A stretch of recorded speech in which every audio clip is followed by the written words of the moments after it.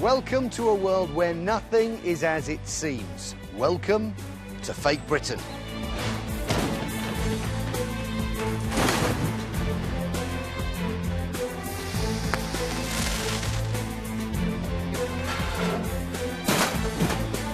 Get on! Get on! On the floor now! Don't put your hands behind your back now! Here at the Fake Britain house, we'll reveal the fakes that are flooding the market, conning people like you and me and making money for the criminals. We'll investigate the fraudsters who are selling us something that isn't real and could be dangerous, and we'll help you avoid falling for a fake. Today on Fake Britain, the fake hoverboards catching fire in people's homes. It was like a bang, and the flame shot up above my head. Trading Standards find the unexpected while searching for fake cigarettes. That's poppy bulbs, isn't it?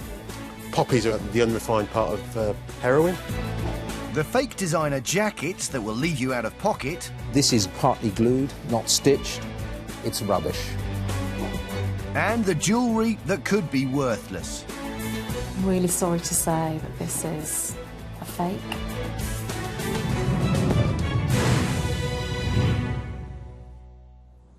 You may have seen someone whizzing past you on one of these. It's a self-balancing scooter, but it's usually called a hoverboard or swegway, one of those latest must-haves. Of course, the fakers, they know an opportunity when they see one. Fashions ebb and flow, and they're always quick to follow. So they've been churning out thousands of fake boards to make money while these are still popular. But people don't realise these fakes are potentially dangerous. The hoverboard is a futuristic means of travel that has captured the public imagination. But when Trading Standards tested 38,000 of the boards, they found nearly 85% of them were unsafe and many had fake safety markings. As a result, major retailers across the UK stopped selling hoverboards and issued recalls because of those safety concerns. But hoverboards can still be bought online. And that means they could be coming to a seaside town near you. Not far from the Cornish coast, Anthony Goodman and his children were about to experience the full force of the fake. I'd come over to have the look after the kids that night. And my son is doing a photography course at school, and the idea was to take some photos. Anthony's son Jordan and his friend Lewis were using a hoverboard for the project. We basically went out, and the first 5 minutes of going out, it just turned off, and it was really weird, so we got really confused. We tried turning it on and off to see if that was the reason, but it wouldn't turn back on. Thinking that the board might need more of a charge, they brought it home and took it upstairs to plug it in.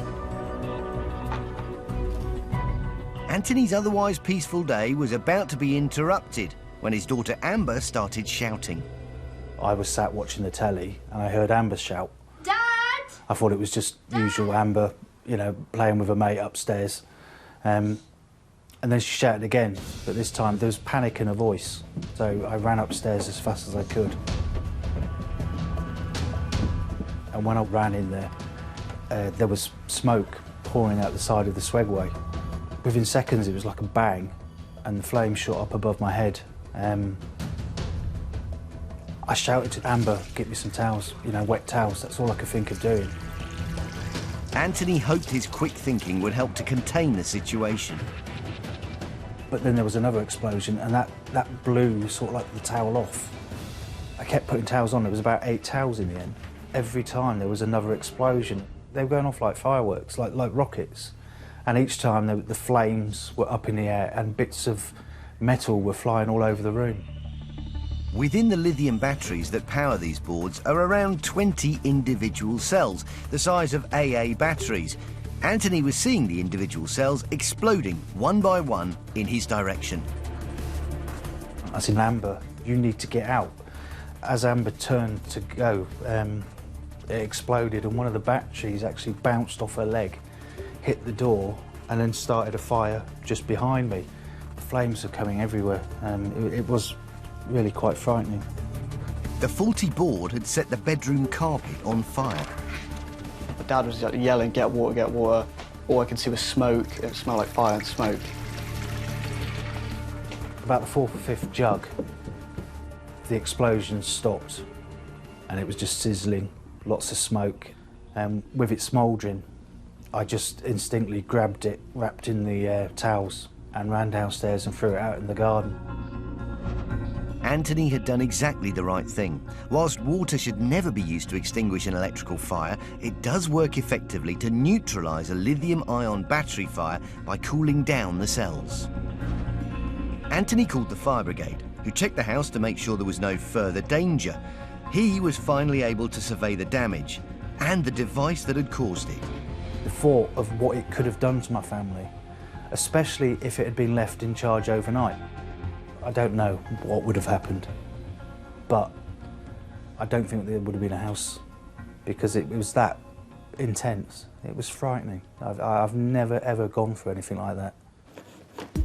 Anthony immediately contacted Sherry Carter from Cornwall Trading Standards about his ordeal. It's her job to investigate dangerous products that have been unwittingly purchased by members of the public. But in this case, there wasn't much left to look at. All the wires have melted that would have gone into each individual battery to charge them. The batteries have corroded completely here. And then the metal and the plastic have just congealed together, and there are still batteries actually with the plastic melted around them. We also have a lot more batteries that came out of this. And you can see that the debris and the melted coating to the plastic that was left. This family is extremely lucky that it was caught in time and the fire brigade were able to help them. A product this dangerous shouldn't carry safety markings. If people see CE markings, kite marks on products, they genuinely have the right to believe that those are safe. But in this particular case, as you can see, that's more than likely a counterfeit mark and has just been applied to the packaging. Sherry is concerned about how many other dangerous hoverboards could be coming into the country. When a toy is like this is such high profile, then organised crime and organised criminals, for example, will make money. And so what happens is they get imported into the UK and bought as genuine presents, but they are really dangerous items and continue to be recalled. Across the world, there have been dozens of reports of explosions and fires linked to dangerous hoverboards. Big retailers like John Lewis and Halfords have recalled all their hoverboards, and it's now illegal to ride them on public pavements in Britain. But the boards remain popular, and they're still for sale on the internet. A quick search brings up thousands of listings. Many of the fakes arrive here by ship at the port of Felixstowe, the busiest container port in the country. And today, Carol Garrett and her team from Suffolk Trading Standards have intercepted a container with a suspicious load. And we're just going to wait for the port staff to open up the container and check that it's safe for us to go in. There are no suspicious gases. Gases that are dangerous to breathe can build up inside containers. These could come from chemicals in the goods being transported or from plastic packaging in the cargo. So, a probe is inserted into the container to check that it's safe to open. From here I can use these bellows to draw air through the tubes to test for the gas. It's safe. So the team gets the go-ahead to enter the container, where they find thousands of unmarked boxes thought to contain hoverboards. I can tell you instantly that the external packaging of this particular product is identical to the packaging of other ones that have been assessed as unsafe. Carol has seen these hoverboards before. They appear to be the same type as fakes that have exploded in unsuspecting consumers' homes, but they can be dangerous in other ways. A compliant safe plug, you should not be able to see any red around the plug. The risk with having any of the red showing means that you've got a risk of being able to put your fingers around the plug as you put it into the socket, and the risk of electric shock. We have a fake test laboratory mark on it for a test laboratory that doesn't exist. Well, they will put marks on in the hope that that will convince us that the product is compliant. But the power charger, I know that this, according to the labelling here, is identical to a power charger that we've already sampled and had tested.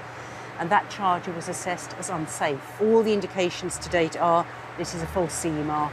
Overall, the CE marking for this as a product in its entirety is false, and therefore we would consider that to be a fake CE marking and a non-compliance.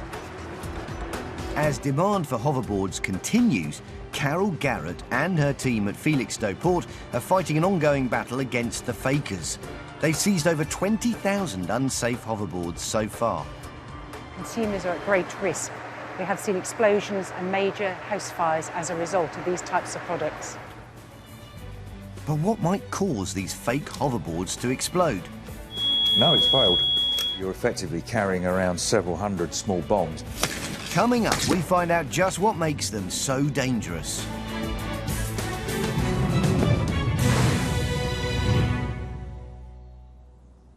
Trading Standards and the police are constantly fighting back against the fakers. They're trying to track down this kind of fake. We recently followed Wolverhampton Trading Standards teams on a major operation as they cracked down on fake cigarettes. But as we found out, in the world of fakery, there are often some very surprising discoveries. It's daybreak in Wolverhampton, and teams from Trading Standards and the police are gathering for a major operation. They're about to launch a crackdown on fake and illegal cigarettes. But on a day like this, they have no idea what else they might find. What we'll be looking for is counterfeit or fake, illegal, non-duty paid tobacco. There are over 50 officers here from several different departments, including the police, Trading Standards and immigration. Because where there's fakery, other types of criminal activity may not be far away. Come on, guys, let's go. The officers have been split into teams. One team is headed up by Senior Trading Standards Officer Stefan Politaiko. The other is led by Head of Wolverhampton Trading Standards, Paul Dosange. We're on our way now to the area of Wolverhampton. We've got intelligence generally around the area of fake cigarettes. We're particularly on the lookout for specially made brands for the fake market, which have been linked with the fact that they don't extinguish and they actually raise a fire hazard. So people fall asleep smoking these things and they wake up in a blazing inferno. But in the search for fakes, the teams also have to be prepared to find anything and everything. It's a large operation because we're looking at those issues of general criminality, drugs and general trading standards issues and immigration issues. So it's the broad sweep here. Today the teams will be targeting a range of shops, looking at all the secret places where fakers might hide illegal goods. OK, well, typically what we find behind the shop counter is the usual sort of detritus and mess, newspapers, receipt books. It's often where we find cigarettes. And the fakers can go to great lengths to avoid detection. Sometimes the counter will have a false compartment. It'll just look part of the shelving, but actually what you'll find is a tap or a knock of the switch will open up a compartment which is specifically designed to allow concealment.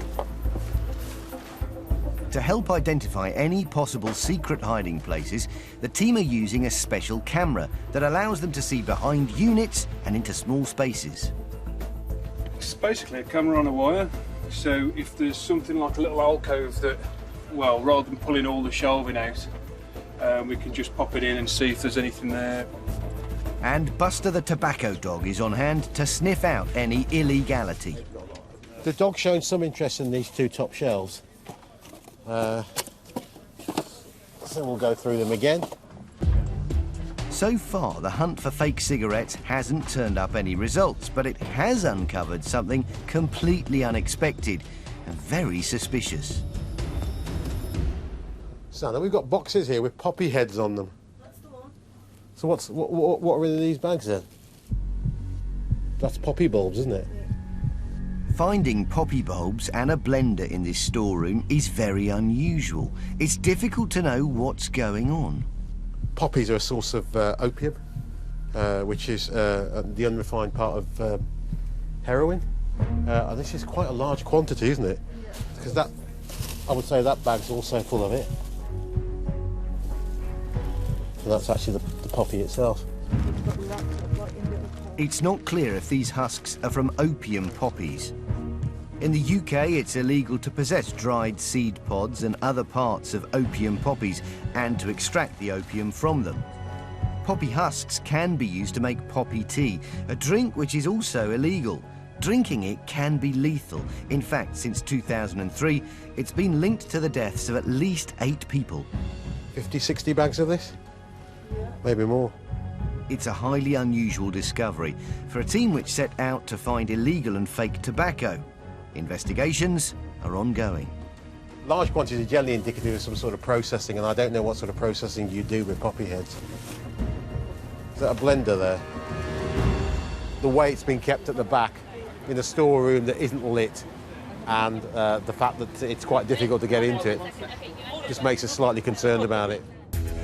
In another shop, Trading Standards Officer Stefan Politaiko is still searching for fake and illegal cigarettes. Hiya, morning. And it's not long before they find the dangerous fake Jinling cigarettes that they set out to look for. In addition to the hazards of smoking, this cigarette will not self-extinguish either, so it can result in it being left burning, which has happened in somebody's house when the house is burnt down. This fake brand of cigarettes has been linked to the death of a woman in Lincolnshire whose house caught fire after she fell asleep while smoking. And behind the counter, the team have found more illegal tobacco products. These are German. It's from Germany, because the warning signs are in German. This is tobacco. This is tobacco blunt. It's a roll. Oh, yeah. Yeah, it's like pre-rolled, and then you put your loose tobacco inside. Or something like this. Because these blunt wraps contain tobacco, they must meet strict regulations, but these ones don't have the safety warnings required by law. They were written in German, so they can't be sold in this country. While the search for fake and illegal tobacco progresses, nearby, another team have found a locked door and are wondering what's behind it. The heavy padlock on this door makes them think it could be hiding something they need to see. And there's only one way to find out. PC Jonathan Peters makes short work of getting in. Wow, that's weird. That's dangerous. Could have started a fire. It seems this boarded-up room is being lived in, and the occupier has left the fire on. Even worse, there's a paper bag right next to it, which could easily have caught fire. This flat is clearly not fit for human habitation. If you look outside, all the doors and windows were boarded up. It doesn't look like it's a dwelling. You look at the kitchen, the window's broken. You might never guess from the outside that there are in fact people living here. The window's been boarded up. In fact, there's no glass from the other side, I don't think. The conditions here are at best unhealthy and at worst downright dangerous. It's clearly not safe to be renting this out. I mean, there's no fire alarm in here. There's no fire exit. There's just the one door. There's a fire here. How would somebody get out? Teams looking for evidence of fakery can often come across other things they hadn't expected. Sergeant Jake Flanagan can't help but wonder who would choose to live in a place like this. And our experience would say that this is being used by people potentially exploited, not got a work visa, being kept in fairly shoddy conditions illegally. They don't complain, they don't understand the quality of living that they are entitled to or should rightly expect. They're exploited by unscrupulous landlords. And it just goes to show, doing these licence enforcement activity, you uncover places like this. Back downstairs, Stefan Politaiko and his team have found more evidence of fake and illegal tobacco.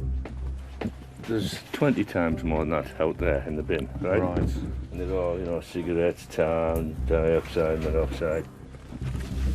They found shredded cigarette cartons, the outer packaging that usually contains individual packets of cigarettes. Cardboard outer of 200. They've just getting rid of the evidence by shredding it. The shredding seemed to be from packets of fake Mayfair cigarettes. Even with English warnings, they could be counterfeit. Mayfair is a brand that's commonly counterfeited. And Buster the tobacco dog is keen to get his nose into the find too. Shredded packets there of the illicit tobacco, which was just showing interest on there because that'll still hold the smell. The shreddings will be seized as evidence. We have got an indication that the fake cigarettes have sort of gone through this premises at some point, because they're looking like they're sort of very carefully destroying potential evidence. At the end of a busy day, there have been a few successes and a few surprises. While the police are still dealing with the mysteries of the poppy heads and the illegal dwelling, other teams have found more fake and illegal tobacco, including a few more unusual products. We think it's been quite a good day's work. That's just a small sample of our sort of haul today. As well as fake cigarettes, they found other dangerous substances. So what we've got here is effectively sucking tobacco. What you do is you have it in the cavity of your mouth, between your cheek and your gum. There's an outright ban on that because there's always been a concern that prolonged exposure of that tobacco in a sort of sensitive part of your mouth will give you oral cancer. And it would appear that the fakers went to great lengths to hide their contraband goods. These were rather mischievously put in a Glenfiddich bottle, fake whiskey. So perhaps you wouldn't look in there, but if you see, you'll see that they're absolutely packed with blunts, which are sort of cigar wraps, and there are more in the bag than it came from. So again, not concealment in a false wall, but certainly concealment in the bottle of spirits, and plenty there, so it suggests that there's a roaring trade being done. The shredded packaging found earlier hints at further attempts to conceal the sale of fake cigarettes. They've been split up, or there was packaging around them, and someone's tried to do this so that there's no trace. As yet, no charges have been brought in relation to the poppy heads discovered in the back of the first shop. Trading Standards are still investigating. The landlord of the padlocked flat was advised that he must make the property safe. When the housing team visited later, it was no longer being rented out.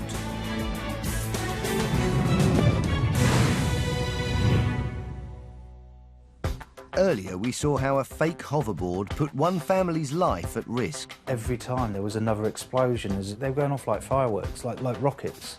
It was frightening. And how thousands of fakes are being seized by Trading Standards at British ports. We have seen examples of products of this type exploding, so consumers are at great risk. We wanted to find out more about what could make a hoverboard so dangerous. So, we took one to electrical expert Ray Jeffries at testing lab Intertech. First, Ray takes a look inside the hoverboard, and specifically the lithium battery that powers it. All in all, this looks like a fairly well-made battery pack. Does look to be quite well manufactured. The battery might look okay, but lithium batteries can explode if they're overcharged, and that could be caused by a faulty charger. So Ray will carry out an electric strength test on the charger that comes with this board. The charger or power supply should have insulation from the main supply that would prevent the user from getting an electric shock. For the charger to pass, Ray should be able to send up to 3,000 volts through it, while the end that plugs into the hoverboard remains safe. If it fails, the machine will trip, and it means that there is insufficient isolation between the mains and the pins here, which means that you could get mains on these pins with the consequence of possible electric shock or serious fire. Time to crank up the voltage. So far, so good.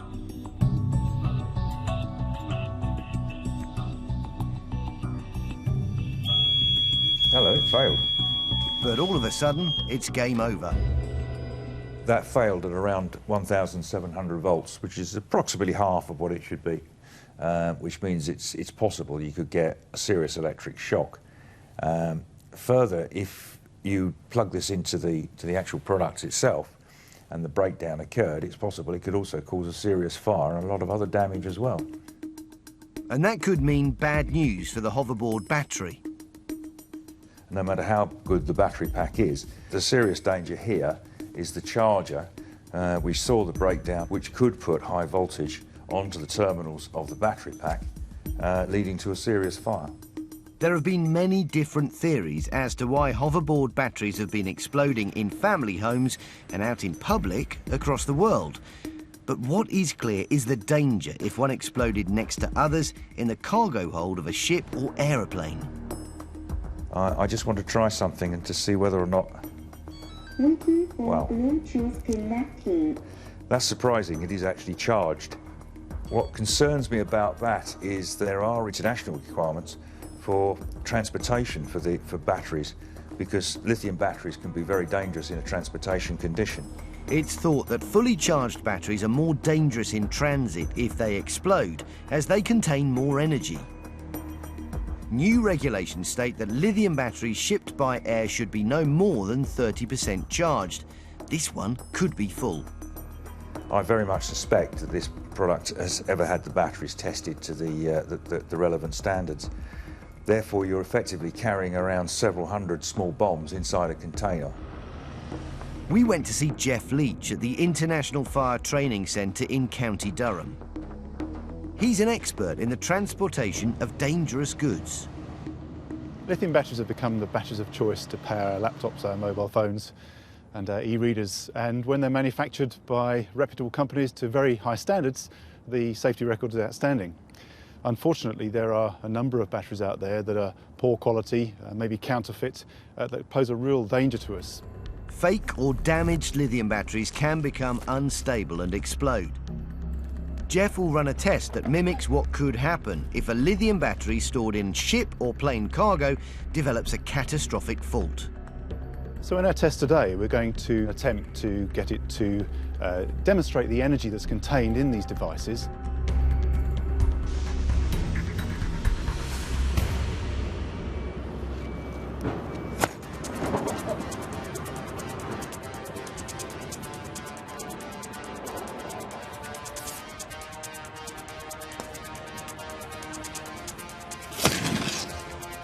If you're thinking of buying a hoverboard, the Chartered Trading Standards Institute advises extreme caution. Remain vigilant at all times and never leave the device unattended whilst charging. There's a few more cells to go.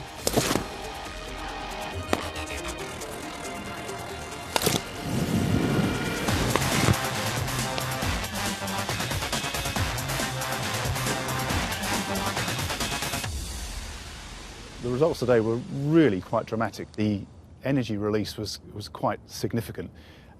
We saw a number of cells rocketing from the hoverboard, and one can only imagine that if this were to happen in perhaps a shipping container with other hoverboards, other battery-powered devices, or even in the hold of an aircraft, clearly that could potentially lead to a catastrophic situation.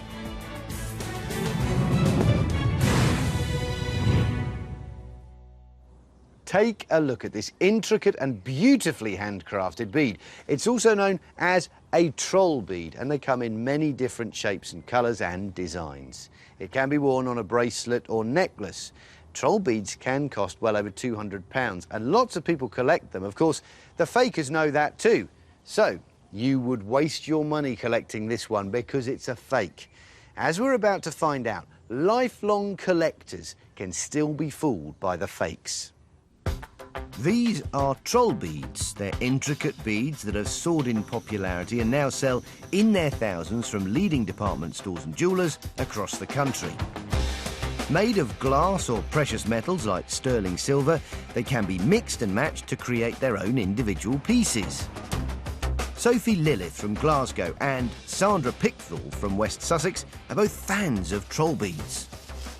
This is my collection of troll beads. I treated myself to this box for Christmas because I had so many. I've been collecting for about 4 years now, roughly, and as for how many, I've never actually counted them. Over 100, certainly. Amongst the most popular bead designs are the animals, which come in pairs, head and tail, like this fish. Sandra already has the cat set, but she recently bought another that she'd found online. However, when it arrived, something wasn't quite right. Well, these are what came in the post, and it's completely wrong. I don't even know whether it's silver or not.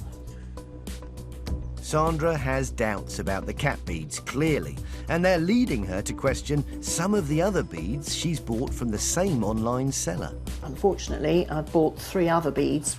I have no way of telling whether these are fake or genuine. Sophie has also become concerned about 2 of her troll beads, which are shaped like trees. They've got seams in the silver where it's been cast, which troll beads don't have. The colour is different between the 2 metals. And worst of all, the chain does not even fit through this one. The first troll bead was designed in 1976 by a Danish silversmith. It was decorated with troll faces, and as the collection grew, the name stuck. Today there are hundreds of different designs costing from around £30 to over £1,000 each. But like any successful brand, they have a huge problem with fakes. Pam Orgler is the managing director of Troll Beads in the UK.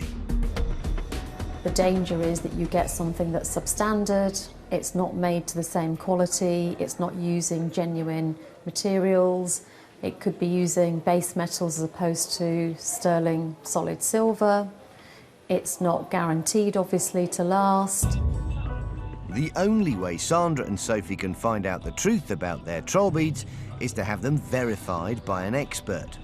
So today they've come to the Troll Bead store here in York to show them to Pam. Hi, really nice to meet you. First, Pam examines Sandra's beads, starting with the cat. This one definitely doesn't look right. No. On the back of this you can see how it's quite smooth. So what we do is we finish off all of our beads by hand. All right. So the little details that you get are quite difficult to replicate. To be completely sure, Pam compares the weight of Sandra's beads with one from the store. We take the top and the bottom of the cat. You can see that's 8.7. And we take the top and the bottom cat from the store, so that's 10.9. I'm really sorry to say that this is a fake. Really? Yeah. Sandra's beads are more than 20% lighter than the ones from the store, which confirms they must be fake. And Pam has her doubts about what the second bead is made of. If it's not silver, it could contain potentially harmful metals. You do get quite a lot of people who are actually allergic to base metals, so if you don't get solid silver, that can also cause people issues with skin irritations.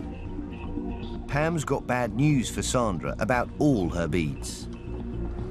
All of these pieces are fake. I don't even know if they're worth anything as scrap metal. Sophie's hoping for better news with her beads. So this is the one that you bought, and this one's 6.6. The one from the store on, it's 9.7. So huge difference. Really sorry, Sophie, but these are both fakes. It's a frustrating result for all concerned.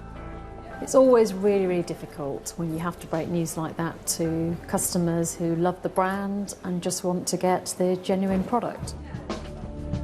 Sandra and Sophie's beads are definitely fake, but what are they actually made of? To find out, we took them to the Goldsmiths Company assay office, which has been hallmarking and testing precious metals for over 700 years. The tests will be carried out by Head of Training, Dave Merry, and he's already spotted signs the beads may not be the sterling silver they claim to be. Some are quite yellowy, which straight away starts to give us worry. Some of the lesser metals are more yellowy coloured rather than that typical bright silver colour. If the beads aren't sterling silver, who knows what they could be made of? Sometimes they use quite hazardous materials, and in the past we have seen things like silver-plated lead products, and obviously lead is very poisonous. But obviously things like heavily nickel-plated on the surface, so you're obviously wearing the nickel next to your skin. 60% of women are hypersensitive to nickel in the UK, so straight away we have health hazards there as well. To find out if these beads do contain any harmful metals, Dave uses a special X-ray machine to analyse each one.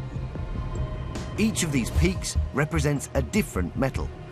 If these troll beads are genuine, they'll be made of sterling silver, but Dave's tests quickly show that they aren't. They're fakes. The yellowy ones are actually brass, but they have just a little trace element of nickel in them as well, and not sterling silver in any shape or form, completely fake. only one bead, the daisy, contained silver, and then it was only a tiny trace. The rest are all 100% base metals, worth only a tiny fraction of the hundreds of pounds Sandra and Sophie paid for them. I'm cross with myself as much as anything. I'm angry, and I honestly thought that, you know, what I'd bought was genuine. It's not a nice feeling, thinking there are people out there exploiting other people's good nature.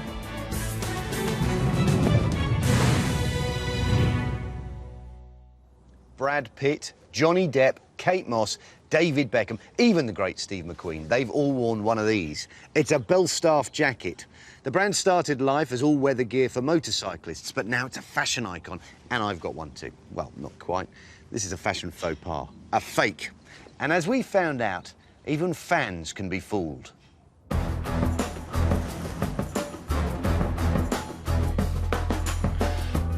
It's an iconic brand that's become a great British success story. This is the classic kind of motorcycle dispatch rider's coat. From humble beginnings, the Belstaff label is now synonymous with celebrity, glamour and a sense of adventure. I'm falling up. A-listers like David Beckham and Liv Tyler are all happy to promote them. This is the iconic Trollmaster, as worn by Steve McQueen. Douglas Gunn is a vintage clothing expert who's charted the brand's rise through the years. As Belstaff grew from the 20s straight away, it really adopted quite a celebrity customer base, starting from really the first generation of aviators right through to Steve McQueen in the 50s. Vintage Belstaff jackets are a collector's item and can go for thousands of pounds at a time. Little surprise then that the fakers are now trying to capitalise on the premium that fashionistas pay to own a jacket like this. As Darren Williams from Wales discovered. I started collecting jackets many years ago, and it's just escalated from there. You buy one jacket, you buy another jacket, and then before you know it, you've got a wardrobe full of jackets. New Belstaff jackets cost from around £400 for a waxed cotton one and go up into the thousands for leather. Darren wanted a new jacket, so went online to look for a discount. I think I paid about £300 for it.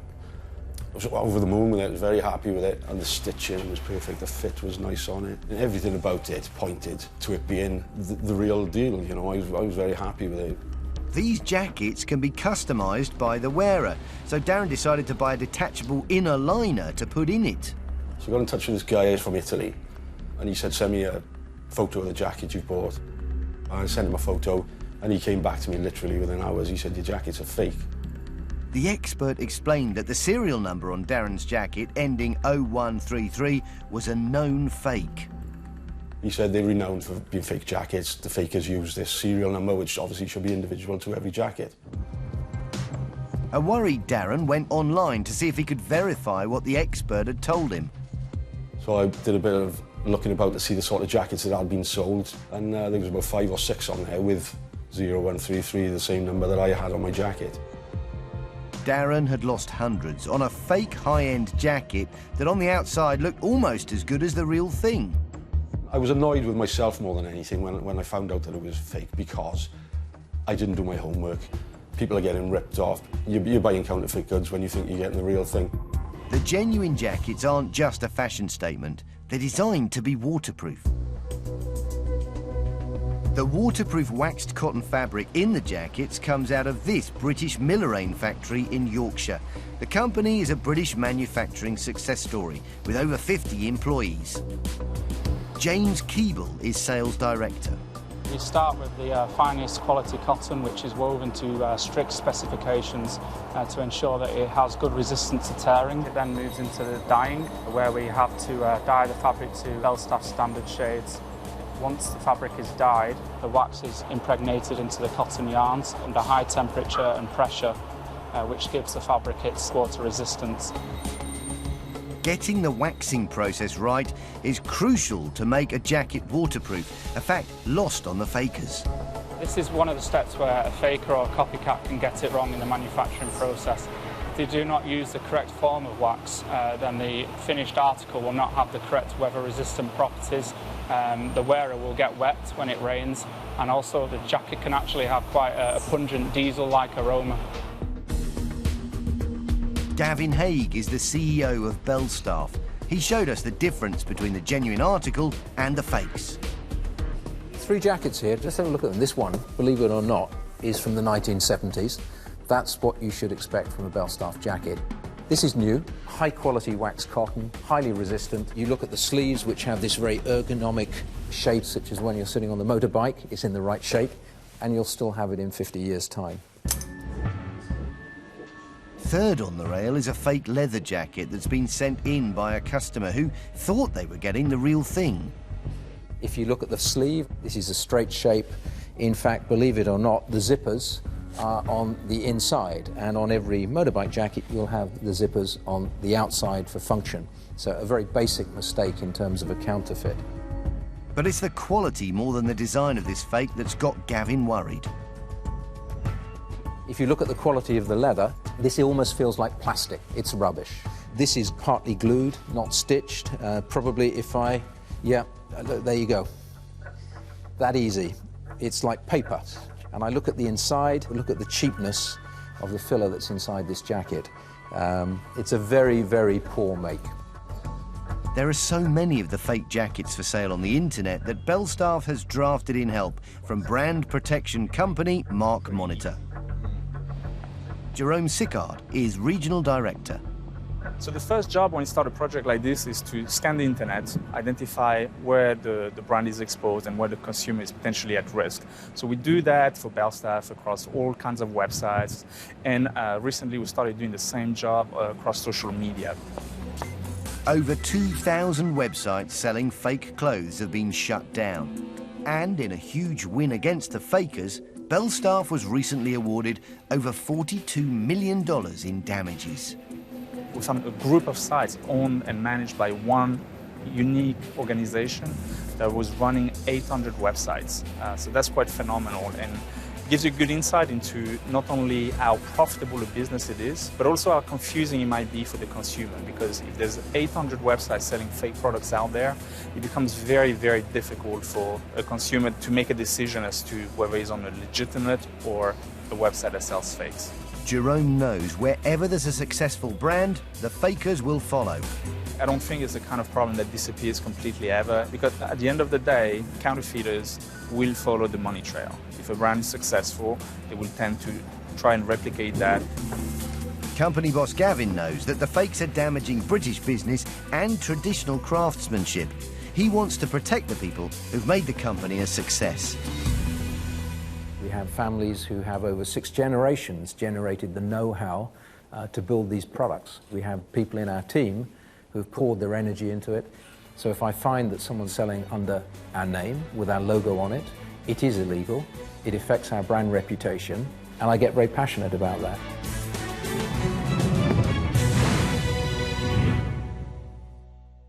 That's all from Fake Britain. Goodbye.